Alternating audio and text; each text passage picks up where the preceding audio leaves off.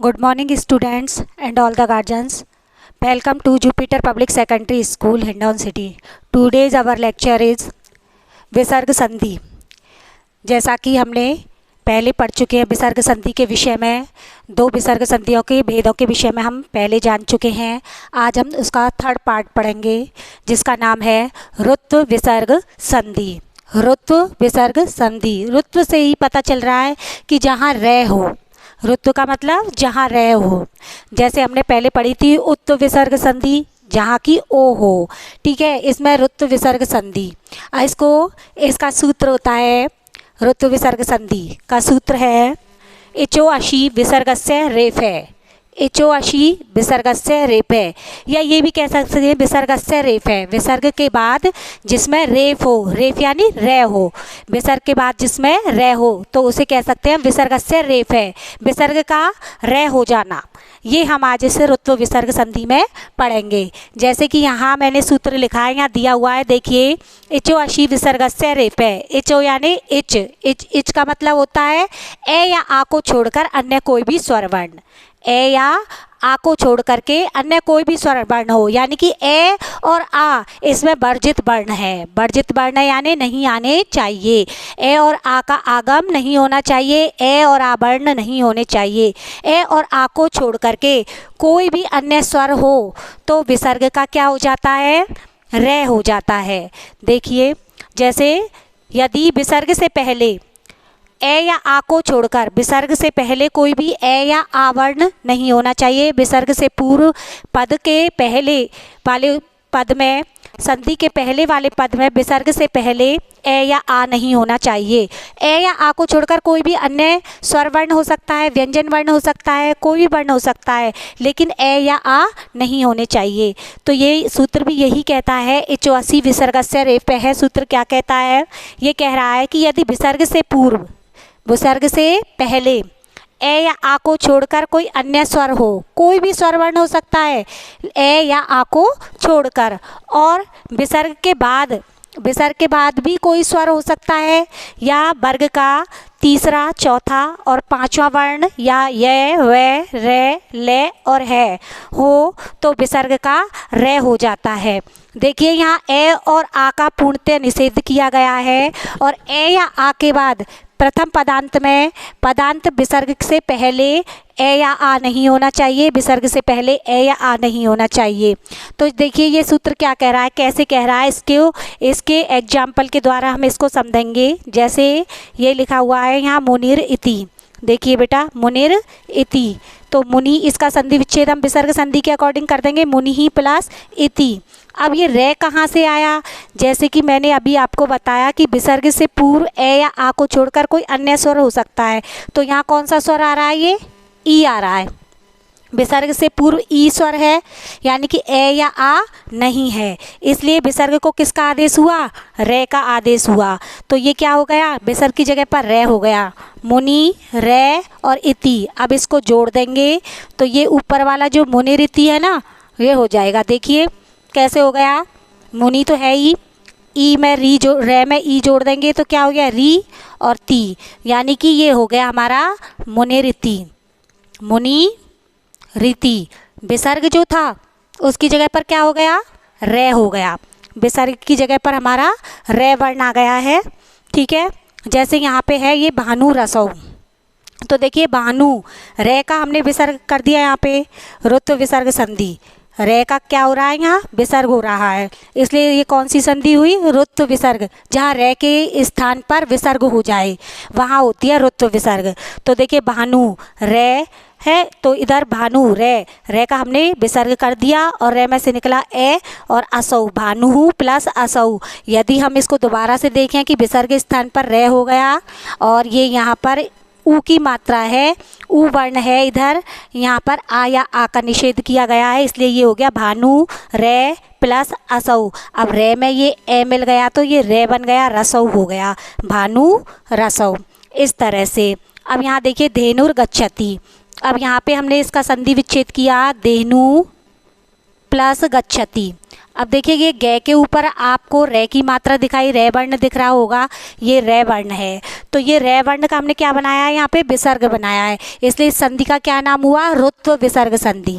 रे का विसर्ग होने के कारण इस संधि का नाम है रुत्व विसर्ग संधि। अब इसको देखिए, अगर हम यहाँ विसर्ग ना करते तो हमारा क्या होता, यहाँ रे वर्ण होता यहाँ पे, तो ये होता हमारा धेनु, और विसर्ग की जगह पर हमने रे कर दिया, और इधर होता है ये गच्छति, और जब हम इसको जोड़ते तो क्या आ जाता है, ये धेनु, और ये रे चल जाता ऊपर, ये गे में रे ऊपर इधर आ गया, और ये हो गया गच्छति, धेनुर गच्छति। इस तरह से देखिए ये ऐसे हो जाएगा। जैसे इधर है पुनररत है, तो ये संधि विच्छेद हो गया, पुनः प्लस अत्र, रे का क्या बन गया, ये रे का यहाँ विसर्ग हो गया, ठीक है, रे का क्या बन गया, इधर विसर्ग हो गया। और फिर हम दोबारा से देखें तो यही वाला शब्द बनेगा या नहीं, देखिए यहाँ पुन, और ये विसर्ग की जगह पर हमने रे लिख दिया आधा रे, और ये अत्र हो गया इधर। अब हम इसको जोड़ देंगे, ये रे में ए में आ जाएगा, तो ये हो गया पुनर, पुन और रे और तय, पुनरत्र। देखिए इधर ये ऐसे के ऐसे ही मैंने यहाँ पे ये लिखा है। इस तरह से आप ये इचोवाशी विसर्गस्य रेफ है, यानी विसर्गस्य रेफ भी कह सकते हैं इसको। ये रुत्व विसर्ग संधि का सूत्र है। इसके अलावा इसमें एक सूत्र और है, ये रुत्व विसर्ग संधि का, जो मैं आपको बता देती हूँ। जो दूसरा सूत्र है वो है, देखिए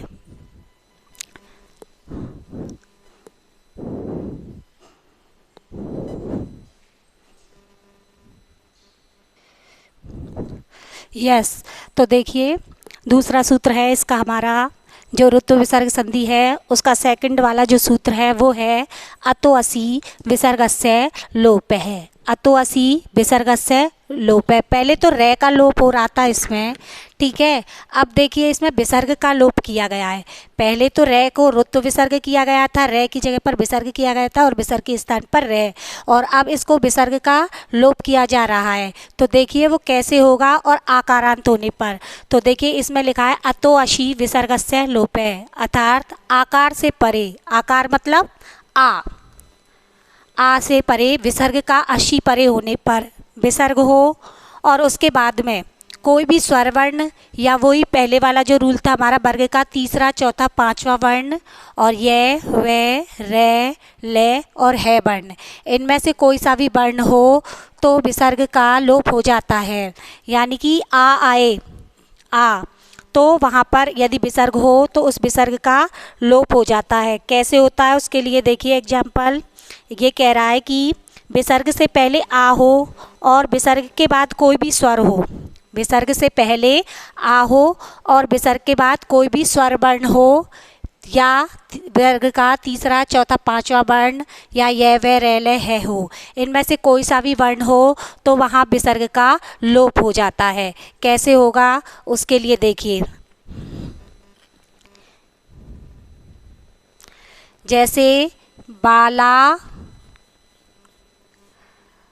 प्लस अत्र लिखा हुआ है यहाँ पे, देखिए ये एग्जाम्पल है हमारा बालाहा अत्र, यानी कि यहाँ पे ये आ रहा है और आ के बाद विसर्ग है, और विसर्ग के बाद कोई भी स्वर वर्ण हो, जैसे कि यहाँ पे ए आ रहा है, या तीसरा चौथा पांचवा वर्ण होता, या ये वे रे ले है, इनमें से कोई सा भी होता, तो वहाँ पर क्या हो जाता कि इसका ये जो विसर्ग है उसका लोप हो जाता, और ये क्या लिखा ये आ जाता है यहाँ पे बाला अत्र, यानी कि इस विसर्ग को हटा देंगे, ये इस विसर्ग का लोप हो जाएगा यदि आ वर्ण आए तो। जैसे लता एधन्ते, जैसे मान लो ये शब्द होता हमारा लता एधन्ते, ठीक है।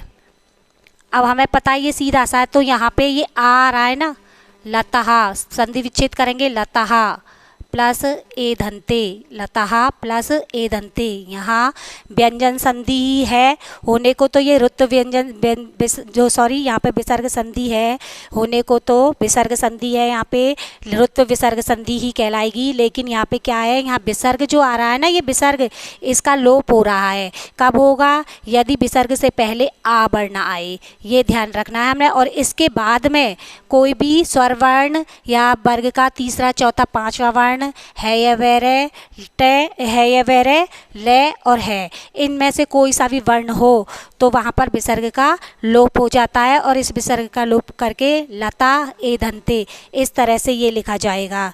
जैसे है ता गच्छति, गच्छन्ति, देखिए जैसे तीसरा है ता गच्छन्ति, ठीक है।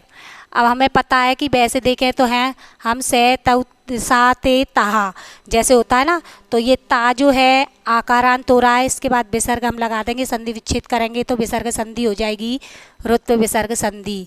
ये हो गया ताहा प्लस गच्छन्ति। और ये आ के बाद विसर्ग आ रहा है, आ रहा है विसर्ग से पहले, इसलिए इन विसर्ग का क्या हो जाएगा, लोप हो जाएगा। और ये देखिए यहाँ तृतीय वर्ण है, ये कै का कै खे गे, यानी कि तृतीय चतुर्थ और पंचम कोई सा भी वर्ण हो सकता है, तो ये यहाँ इसके बाद विसर्ग के बाद कौन सा आ रहा है, तृतीय वर्ण आ रहा है, इसलिए यहाँ पर क्या हो जाएगा, इस विसर्ग का लोप हो जाएगा और ये ता गच्छन्ति इस तरह से लिखा जाएगा। इसके बाद है नेक्स्ट एग्जाम्पल है वृद्धायान्ति, वृद्धायान्ति, देखिए नेक्स्ट है वृद्धा प्लस यान्ति। अब देखिए ये विसर्ग आ गया है यहाँ पे, तो इसका विसर्ग का लोप क्यों हो रहा है, क्योंकि आ विसर्ग से पहले क्या है, आ रहा है इधर, और इसके विसर्ग के बाद क्या है, ये वर्ण आ रहा है, ये देखिए यहाँ ये वे रे ले है, तो ये वर्ण आ रहा है ना विसर्ग के बाद, और ये विसर्ग से पहले क्या आ रहा है, आ रहा है, इसलिए यहाँ पर क्या हो जाएगा, इन विसर्ग का लोप कर देंगे और ये शब्द कैसा बन जाएगा, वृद्धायान्ति ऐसे लिखा जाएगा, ये वृद्धायान्ति, ये इस तरह से ये लिखा जाएगा। इस तरह से आपने रुत्व विसर्ग संधि में दो सूत्र पढ़े, एक तो विसर्गस्य रेफः सूत्र और दूसरा है अतो अशी विसर्गस्य लोपः। तो आई थिंक आपको ये दोनों सूत्र समझ में आ गए होंगे। अब मैं इनके आपको कुछ एग्जाम्पल दे रही हूँ जिनका आंसर आपको कमेंट बॉक्स में लिखना है, तो आप थोड़ा सा ध्यान दें और इनके आंसर ज़रूर लिखें कमेंट बॉक्स में। तो मैं कुछ उदाहरण दे रही हूँ आपको, वो लिखिए आप, जैसे कि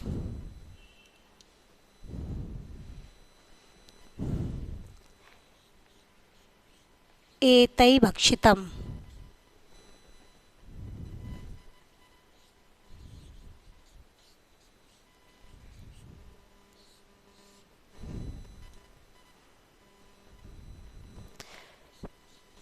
पितृवंदे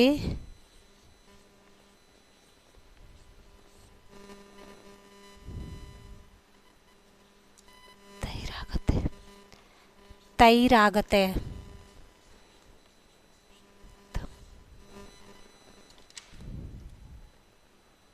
बाला सन्ति,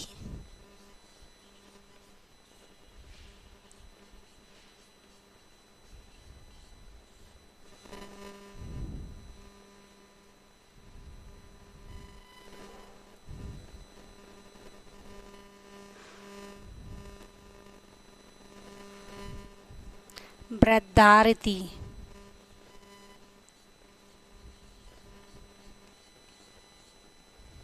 देखिए अब ये पांचों एग्जाम्पल जो मैंने आपको दिए हैं उनका आप संधि विच्छेद करेंगे और उनको कमेंट बॉक्स में लिखेंगे और हमारी वीडियो को सब्सक्राइब करें, लाइक करें एंड कमेंट्स करें। सभी बच्चे बराबर बने रहें, मुझे बहुत खुशी है कि हमारे सब्सक्राइबर बढ़ रहे हैं, सभी बच्चे हमें लाइक कर रहे हैं और सभी हमारा भरपूर सहयोग कर रहे हैं। इसी के साथ थैंक यू।